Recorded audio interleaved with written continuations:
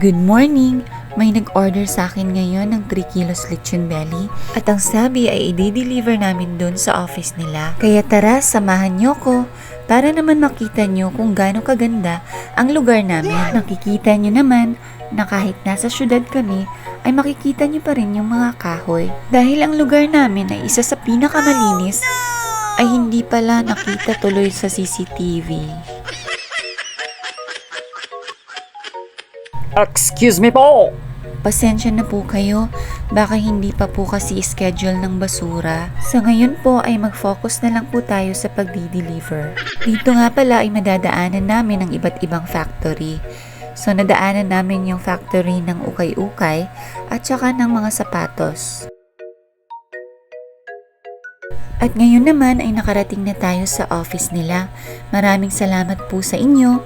Hanggang sa susunod, paalam!